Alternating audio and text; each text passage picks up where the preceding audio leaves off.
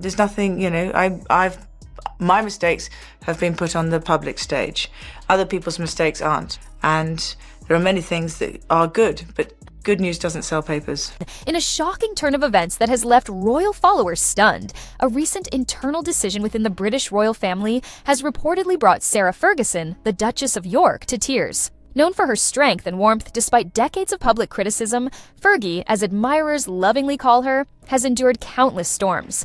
But this time, the royal family's unexpected action struck a deeply personal nerve. So what exactly happened behind palace walls? And why did it leave Sarah so heartbroken? Let's uncover the royal decision that made Sarah Ferguson cry.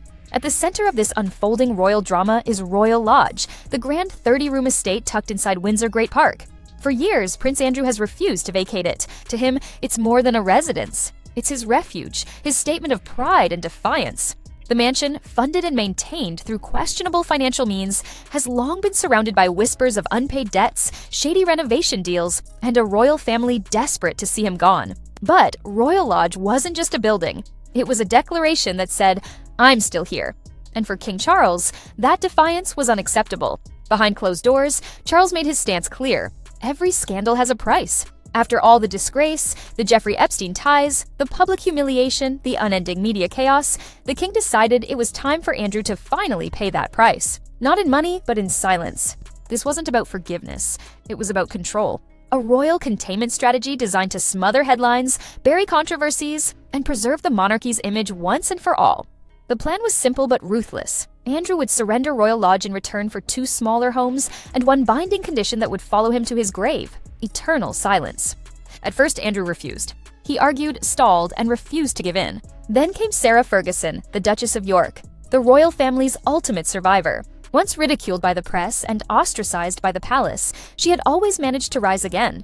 She saw what Andrew couldn't: a way to secure their future and protect whatever dignity they had left. But it came at a heavy price. By 2024, tensions at Windsor were at a breaking point. King Charles's health was being closely monitored. Prince William was stepping further into authority. Queen Camilla's influence was growing rapidly. The monarchy was trying to modernize its image and control the narrative before the next generation took over.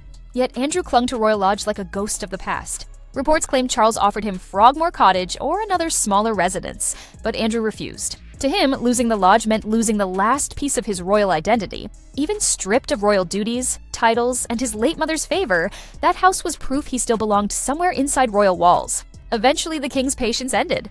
He drew a line between family and duty. The offer became an order: 2 homes for a lifetime of silence.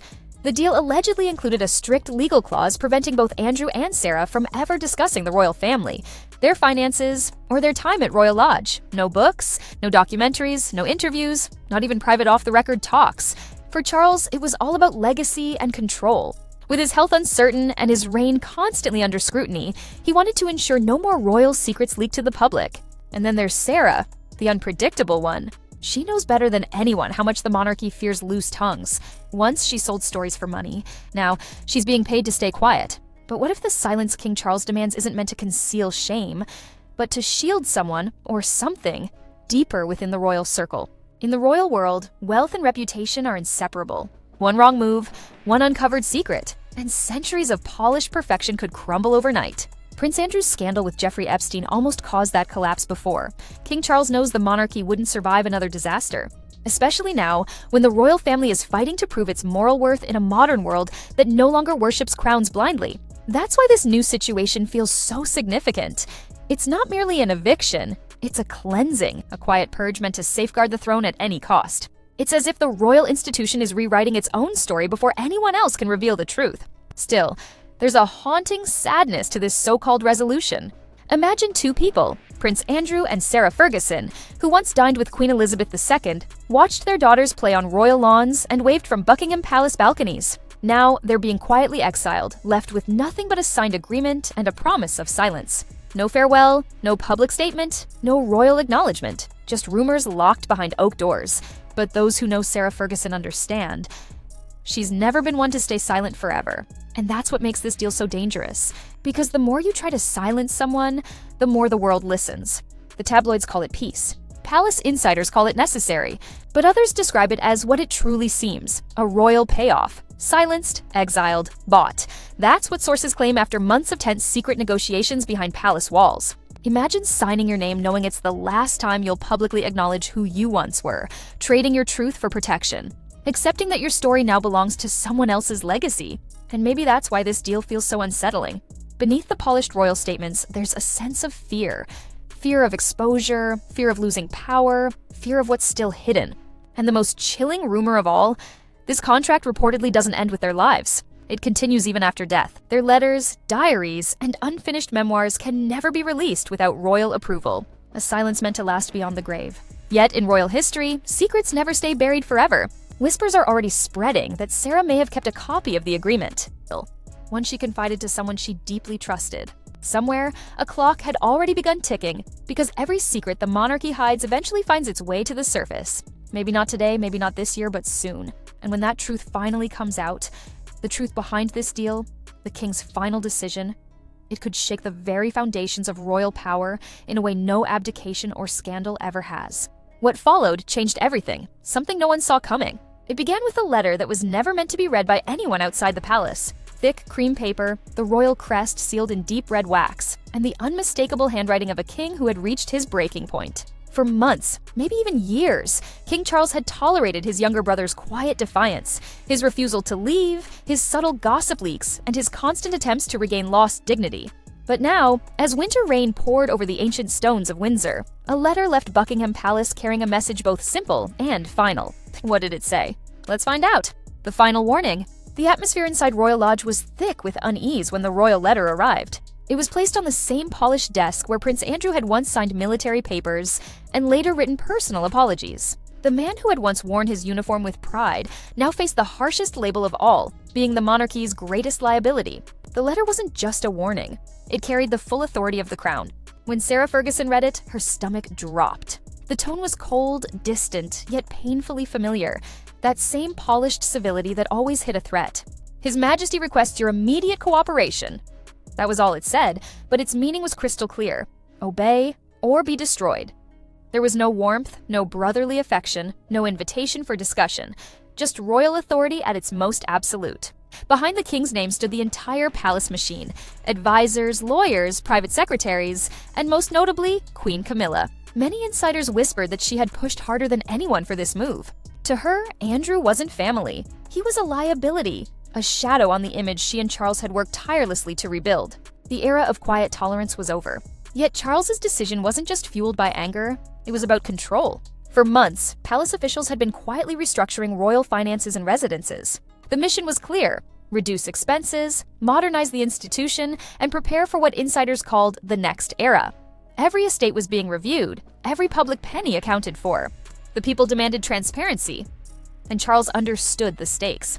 But amid all this reform stood Andrew, clinging to his lavish 30-room mansion still funded by the Crown estate. While Charles faced criticism for not being bold enough, Andrew's stubbornness had become a symbol of unchecked privilege. Something had to give, and the king chose to make his brother the first example. The letter was more than an eviction notice, it was a test of submission. Would Andrew finally bow to the king's command, or keep pretending the rules didn't apply to him? Charles already knew the answer. Andrew had always been difficult, entitled, reckless, and convinced he was untouchable. One aide even told reporters, "The Duke has made his position clear. He will not leave his home." But behind that defiance was fear. Deep down, Andrew knew that once he left Royal Lodge, he would never be allowed to return. For Sarah Ferguson, the stakes were even higher. Her life had always been a delicate balance, close enough to royalty for protection, yet distant enough to profit when times got tough. Her relationship with Charles had been civil, even cordial at times, but she could sense a shift. The king was done being compassionate. This wasn't a family dispute anymore. It was royal business, and that terrified her. Without Royal Lodge, she would lose everything: her position, her identity, her link to Windsor. Without that address, she'd just be another former duchess chasing the echo of past glories. She had rebuilt her reputation as the warm, relatable duchess, the friendly face of a world that had long shut her out. Losing Royal Lodge meant losing her stage, her story, and her influence. But Sarah was nothing if not a survivor. She had been through scandals before and always found a way to turn chaos into opportunity. When Andrew handed her the letter, she didn't panic or weep. Instead, she poured herself a drink, leaned back in her velvet chair, and said calmly, "If he wants us gone, then let's make it worth his while." Bold, calculating and unshaken. That was Sarah Ferguson. She wasn't thinking about losing a house. She was thinking about losing leverage, the one form of power she still possessed. Over the years, she had gathered stories, letters, and memories that could make any royal aide uneasy. She had witnessed the reign of Queen Elizabeth II, the tragedies surrounding Princess Diana, the rise of Prince William and Princess Kate, and the downfall of Prince Andrew. She knew things. And the palace knew she did. The real battle wasn't about real estate anymore. It was about secrets. Because if there's one thing the monarchy fears more than scandal, it's exposure. And Sarah Ferguson understood exactly how to weaponize that fear. Meanwhile, inside palace corridors, another conversation was unfolding. One that made the matter even more urgent. Whispers about King Charles's declining health had started circulating among courtiers and doctors. The monarchy was preparing for transition, and in that coming era, there was no room for old controversies or those unwilling to fade quietly. How did King Charles intend to end the Andrew saga once and for all? Let's take a closer look. The king's final bargain. For Charles, time was slipping away. Not in years, but in control. He knew that once Prince William took the throne, every unresolved issue would become his son's burden. And no issue was more troublesome than Prince Andrew, the brother who refused to vanish after disgrace. To Charles, this was no longer about a property dispute. It was about purifying the royal image before passing it on. So, the letter was sent. Formal, firm, final. But something unexpected happened. Instead of replying through lawyers or aides, Andrew requested a private meeting, face-to-face, brother to brother. Whether he planned to plead or threaten, no one knew. Charles reluctantly agreed. The meeting took place at Clarence House behind closed doors. No staff, no witnesses, just two brothers who hadn't trusted each other in years. Those nearby later described the air as icy and tense. Charles began without hesitation. "You will leave Royal Lodge within the year," he said plainly.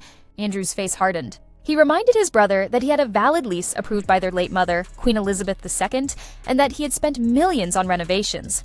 But Charles didn't flinch. "The monarchy cannot carry you any longer," he said. That's when Andrew realized his brother was speaking not as family, but as king. The authority in Charles's voice was absolute. Still, Andrew couldn't stay silent. He lashed out, bringing up Charles's own controversies, his public criticism, and his past scandals. "You were forgiven," Andrew snapped. "Why not me?" The silence that followed was suffocating. Charles looked at him for a long moment, not with fury, but with quiet disappointment. Then he answered softly, "Because I learned from mine." That ended the conversation. Charles stood and left. Andrew sat frozen, staring at the door long after it closed. Later, when Sarah asked how it went, he muttered, "He's made up his mind." That night, for the first time in years, Royal Lodge went dark. The next morning, Charles made a surprising move. His private secretary didn't contact Andrew. He called Sarah Ferguson. The king wanted to speak to her directly. Charles knew she was pragmatic, shrewd, and understood how real power operated. The call was brief but clear. "His Majesty wishes to arrange a solution beneficial to all parties." Sarah understood instantly. This wasn't an offer. It was an invitation to name her price. After years as the outsider, the fallen Duchess begging for approval, now the king's office was calling her. And for the first time in decades, she held the upper hand. It was intoxicating. Power after exile. So she began crafting not just a deal, but a masterstroke. One that would protect her and Andrew, ensure their comfort, and secure their silence. Sarah wasn't negotiating a move. She was negotiating history. She saw what Charles wanted most, control, and decided to sell it back to him. But this time, the price wasn't money. It was property, too. They owned two separate homes, close enough to maintain the illusion of harmony. "If we're leaving the lodge," she reportedly confided to a friend, "we're not leaving quietly. We'll need something to show for it." And with that, secret negotiations began, ones few outside Buckingham Palace and Windsor Castle ever heard about. Lawyers drafted agreements, advisors debated optics, and Queen Camilla was said to be livid, believing the king was being far too generous. But Charles wasn't thinking emotionally anymore. He was thinking as a ruler. Strategically, he knew a pact of silence was worth more than any estate. For the first time in years, he saw a chance to close the door on his brother's scandal once and for all. What happens when silence becomes a form of payment and loyalty turns into a signed deal? Let's dive in. Sarah Ferguson's quiet rebellion, the Duchess did something almost unheard of in royal history. She turned a royal threat into a negotiation table. With her familiar smile and approachable charm, Sarah knew exactly what she was doing. King Charles might hold the crown, but she understood one crucial thing. He feared bad publicity more than confrontation. He couldn't risk another headline screaming of royal drama or greed, not after everything the monarchy had already endured. That understanding gave Sarah an edge, a dangerous one. Behind her soft laugh and kind demeanor, she had always been a survivor. From her early palace years to her public downfall, she learned that every whispered secret and every careless remark in royal circles carried value. And now she was ready to use them. For years, she and Prince Andrew had lived like faded ghosts of their former selves. Divorced, yet inseparable. Their bond was unusual, even by royal standards. They shared breakfast, exchanged Christmas gifts, and supported each other through the storm of Andrew's disgrace. The public could never label their relationship. Were they exes, companions, or something else?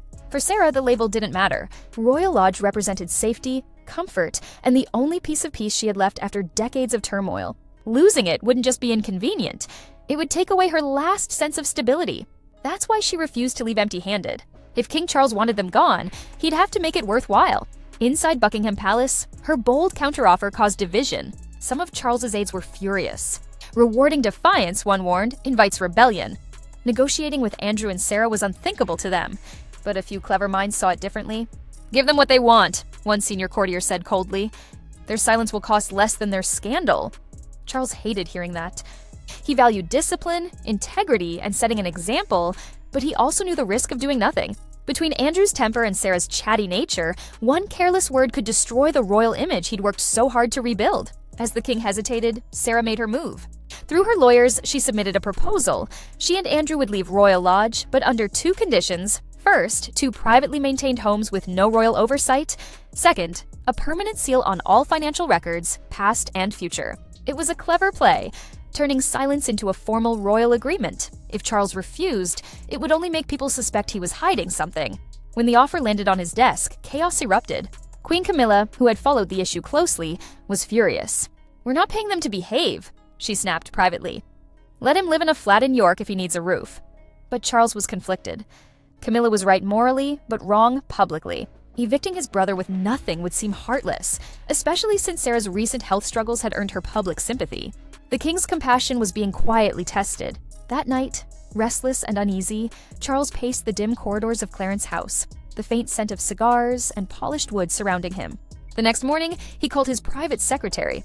"Prepare the documents," he said quietly, "but include a lifetime clause." When Andrew's legal team reviewed the draft, outrage followed. "This is censorship," one advisor exclaimed. "They want you to vanish." Andrew exploded, slamming his hand on the table.